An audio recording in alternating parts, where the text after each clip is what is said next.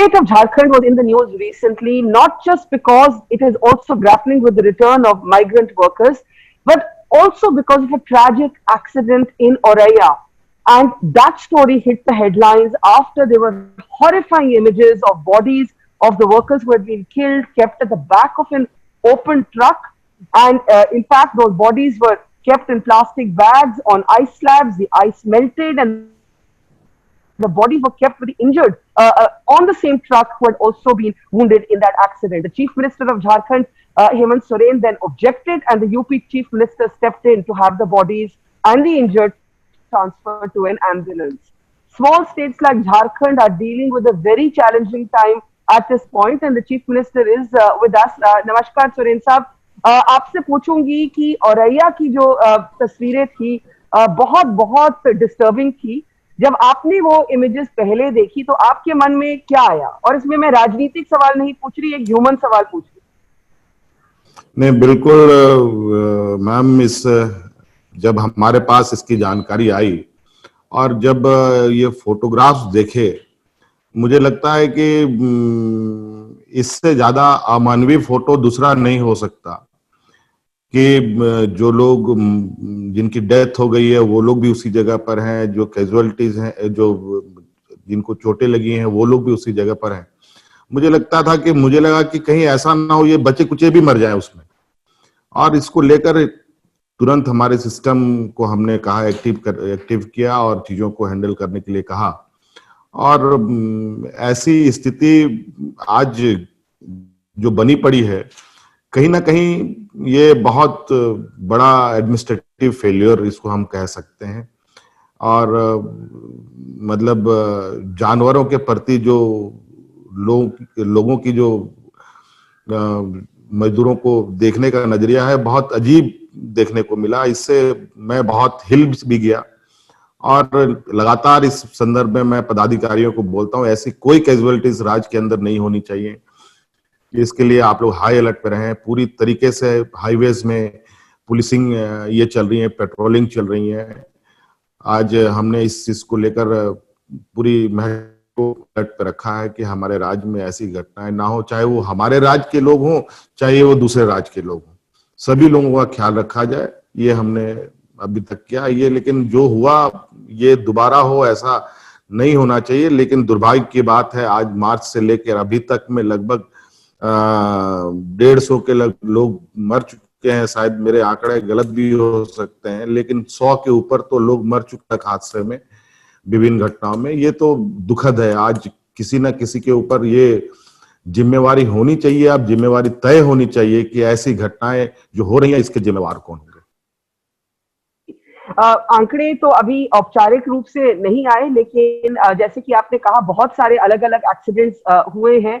और मैं तो 2 महीने से जमीन पर हूँ, माइग्रेंट वर्कर्स को फॉलो कर रही हूँ। सुरेन साहब, जब आपने उत्तर प्रदेश के साथ ये बात उठाई कि औरैया में जिन लोगों की हत्या हुई और वुंडेड को भी मिलाकर सेम ही ट्रक में और बर्फ जो पिघल रही थी उस पर डेड बॉडीज को रखा गया, तो उत्तर प्रदेश की सरकार की तरफ से या उनकी एडमिनिस्ट्रेशन की तरफ से कोई आपको एक्सप्लेनेशन दी गई?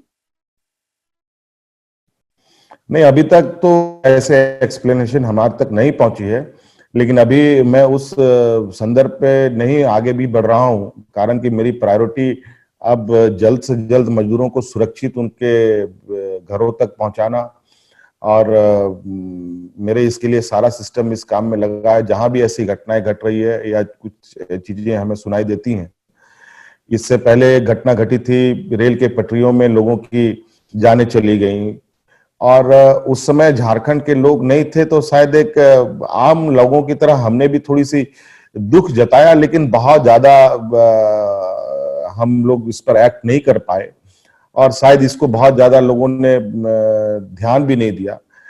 और राज्य सरकार की भी अपनी अपनी जिम्मेवारियां होती है, लेकिन जब हमारे राज्य के जब लोगों की मरने की खबरें आने लगी, तब उसमें मुझे बहुत अजीब मेरी हालत थी कि मैं उसको कैसे हैंडल करूं, किससे इसके लिए लड़ा जाए, राज्य सरकारों से लड़ा जाए कि केंद्र सरकारों से लड़ा जाए, क्या किया जाए इस मामले में। लेकिन अभी मैंने कहा कि इन सब बातों का तो हिसाब बाद में लोग लेंगे ही, लेकिन अभी फिलहाल जितना जल्दी हो सके लोगों को आप घरों तक पहुंचाए, इस काम में लगें, और इस काम में मैं लगा हूं।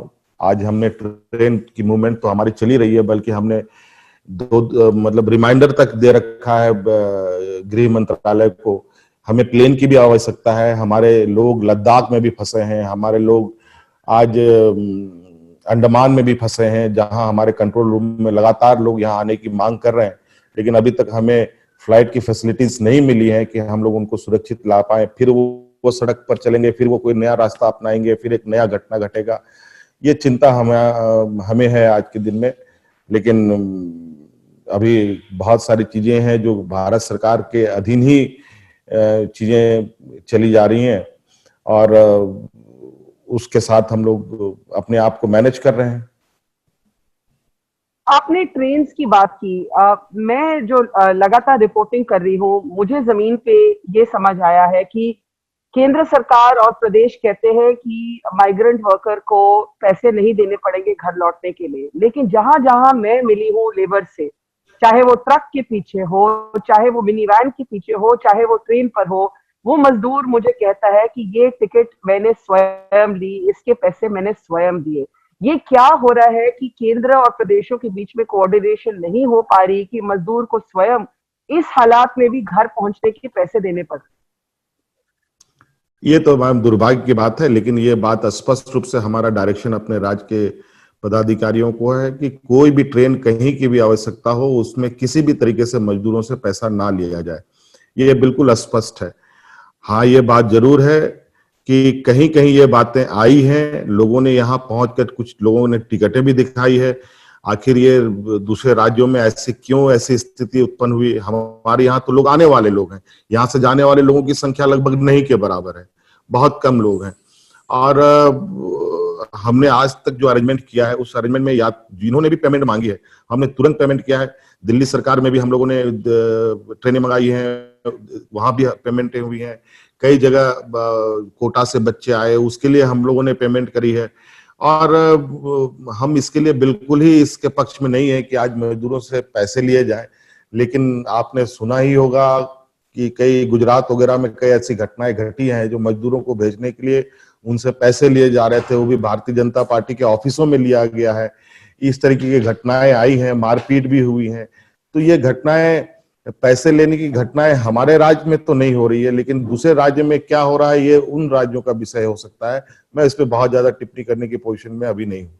देखिए हेमंत जी, मैं इसको ना बीजेपी ना कोई ऑपोजिशन का मुद्दा बनाना चाहती हूँ। मुझे तो हर प्रदेश में मजदूर सफर करते हुए मिलता है। जो केंद्र सरकार की तरफ से क्लेम है कि 85% पैसा हम दे रहे हैं, 15% प्रदेश की तरफ से आ रहा है, जहां तक मुझे समझ आई है ये सिर्फ सब्सिडी पे लागू है, ये टिकट पे लागू नहीं है।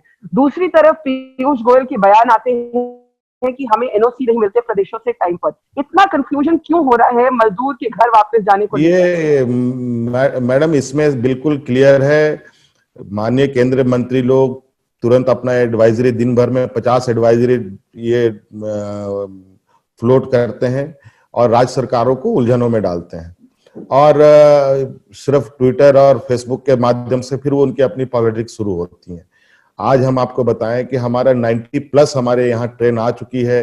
90 प्लस ट्रेनों का शेड्यूल हमारा अभी ऑलरेडी है, जो रास्ते में है वो आ रहे हैं। ये कंटिन्यूअस, आज हमारे पास जो हमारी व्यवस्थाएं हैं, जो हमारी क्षमता है, जो हमारे तरीके हैं, जो हमने एसओपी बना रखा है राज्य के अंदर, उसके हिसाब कल को हम एक साथ 200 ट्रेन हम मंगा लें और उसके बाद पूरी अफरा तफरी राज्य में मच जाए, ये बुद्धिमानी है या तरीके से लोगों को लेके आओ, वो ज्यादा बुद्धिमानी है।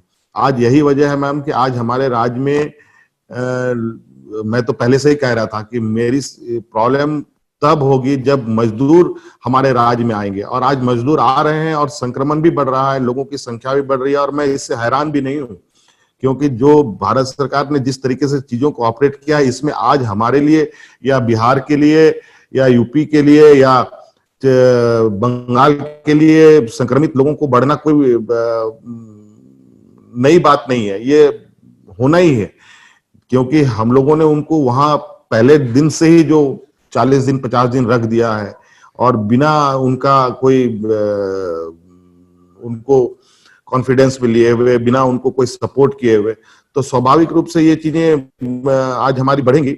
और आज हम लोग जिस तरीके से लोगों को ला रहे हैं, मैंने ट्रेनों की आपको बताया कि मैंने मेरी क्या अभी शेड्यूल पर है, कितनी ट्रेनें आ गई। इवन मैंने प्लेनों का भी डिमांड कर रहा है कि हाँ, मैंने कर रखा है। कल ही चिट्ठी मैंने गृह मंत्रालय जी को लिखा है, अमित शाह जी को, कि हमें प्लेन की उपलब्धता कराई जाए, क्योंकि लद्दाख में लोग हैं, वहां से बाय रोड बाय ट्रेन लाना बहुत मुश्किल है। कई नॉर्थ ईस्ट में ऐसी जगह है जहां पर हमें प्लेनों की आवश्यकता है, अंडमान में प्लेनों की आवश्यकता है, लेकिन अभी तक कोई उस पर किसी भी तरीके का कोई निर्णय नहीं लिया जाता है। हमको लगता है कि कहीं उनके लोग कहीं से अगर ये कोई अपना मैकेनिज्म ऑन करेंगे तो वहां कोई कुछ नहीं करेगा। लेकिन आज थोड़ी सी चीजें राज्यों के लिए उलझन बन रही है। कुछ गाइडलाइंस जो लगातार आ रहे हैं उसमें अब देखते हैं हमारे कैप्टन क्या क्या एडवाइजरी जारी करवाते हैं केंद्र से। जी, आपने कहा कि आपकी चैलेंज तब शुरू होगी जब आपके मजदूर वापस आए, और आना भी शुरू हुआ है। अब क्या होगा इन लोगों का जिनके पास राशन कार्ड ना हो? बहुत से माइग्रेंट वर्कर्स के पास राशन कार्ड नहीं है, ये अनबैंक्ड है, इनके पास आधार कार्ड नहीं है, ये काम कहीं और करते हैं और रहते कहीं और है। झारखंड से भी रिपोर्ट्स आई है कि गरीबी में लोग स्ट्रगल कर रहे हैं, खाने के लिए स्ट्रगल कर रहे हैं, बच्चे स्ट्रगल कर रहे हैं। उसके लिए आप क्या कर रहे हैं? देखिए मैम, हम लोग डे 1 से हम लोगों ने 2 सब्जेक्ट पर बहुत ध्यान दिया है, सामाजिक सुरक्षा पर और स्वास्थ्य सेवा पर। और सामाजिक सुरक्षा में जहां पर लोग बेरोजगार हुए हैं उनको खाने पीने की व्यवस्था, भारत सरकार 5 किलो अनाज मुफ्त देने की बात करती है, हम 10 किलो लोगों को अनाज देते हैं मुफ्त। और आज हम जितने कार्ड होल्डर हैं उनको तो आज दे ही रहे हैं, जिनको कार्ड होल्डर नहीं है उनको भी हम अनाज दे रहे हैं। बल्कि आज हजारों, लगभग नहीं तो 7-8 हजार, 10 हजार के लगभग हमारे सामुदायिक किचनें चल रही हैं।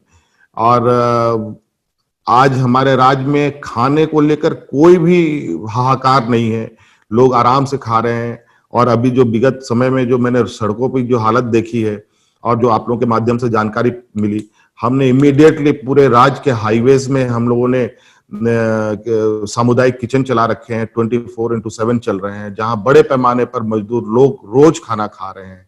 जो पैदल चल रहे हैं वो लोग भी खा रहे हैं, उनको रोका जा रहा है, फिर उनको उनके लिए गाड़ियों की अरेंज की जा रही है, उनको अपना डेस्टिनेशन तक पहुंचाने का हम लोग काम कर रहे हैं।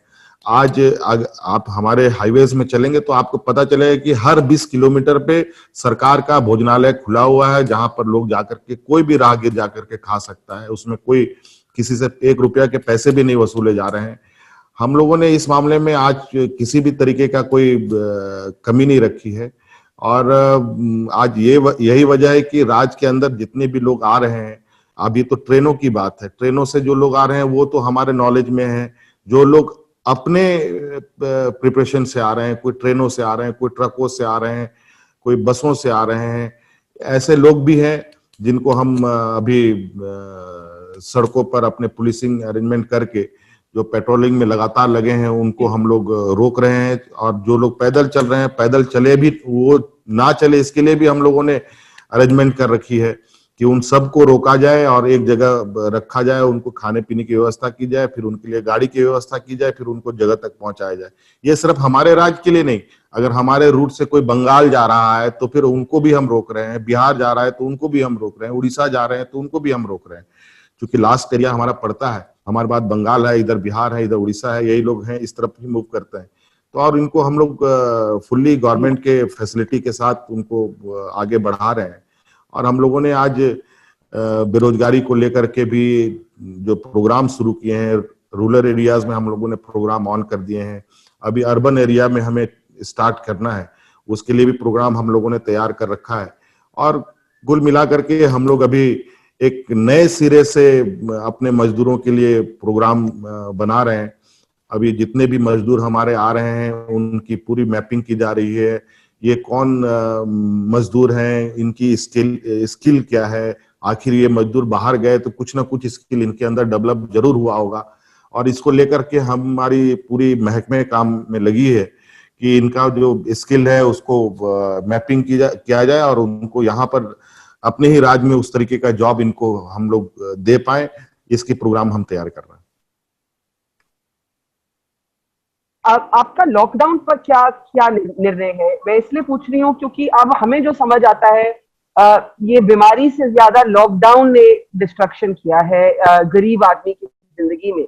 और किसी भी सरकार के लिए ये बैलेंस ढूंढना अब एक मुश्किल बैलेंस है। आपके के राय में ये लॉकडाउन अब हटा देना चाहिए कि अभी भी रिस्ट्रिक्शंस रहनी चाहिए? नहीं, यहाँ देखिए, ये राज्य सरकारों को अपने अपने तरीके से स्ट्रेटजी बनानी है और बनानी पड़ेगी कि वो किस तरीके से चीजों को, ये जो आर्थिक गतिविधि है उसको उसमें गति दे। और चूंकि हमारा आज ये राज्य में 90-80% रूरल एरिया है और सभी लोग रूरल एरियाज में ही हमारे रहते हैं, हम लोगों ने धीरे धीरे चीजों को अभी ऑपरेट किया है। कुछ चीजों को जैसे रूरल एरियाज में एक्टिविटीज बढ़ाए हैं हम लोगों ने, और अब इस तरीके से स्लोली स्लोली हम लोगों ने सेक्टर वाइज चीजों को लेना शुरू किया है कि किस सेक्टर में ज्यादा लोग सोशल डिस्टेंसिंग के साथ काम कर सकते हैं, उसको पहले खोला जाए। अभी सड़कें बनाना बहुत ज्यादा जरूरी नहीं है, जितनी ज्यादा जरूरी है लोगों को सुरक्षित रखना। और इसको लेकर के सेक्टर वाइज हम लोग डिसाइड कर रहे हैं कि हम लोग किस तरीके से हम लोग लोगों को खोलेंगे। अभी जो जरूरत के सामानें हैं वो तो खुली हैं। अभी कुछ जो गैर जरूरी सामान भी है, इन जनरल व्यवस्थाएं हैं, उसको भी हम लोगों ने एक्टिव किया है। अभी कंस्ट्रक्शन साइड में भी हम लोगों ने लिबर्टीज दी हैं, और धीरे धीरे इंडस्ट्री सेक्टर में भी हम लोगों ने एक पार्ट हम लोगों ने ओपन किया है। जो रूरल एरियाज में जो हमारे इंडस्ट्रीज हैं उसको हम लोगों ने स्टार्ट किया है, और अब उनको भी मोशन में हम लोग ला रहे हैं। ये एक प्रोग्राम स्टेप बाय स्टेप हम लोग आगे बढ़ रहे हैं। एक आखिरी सवाल, एक प्रदेश के मुख्यमंत्री होने के नाते आपका सबसे बड़ा कठिनाई अगर मैं आपसे पूछूं तो वो अभी क्या है?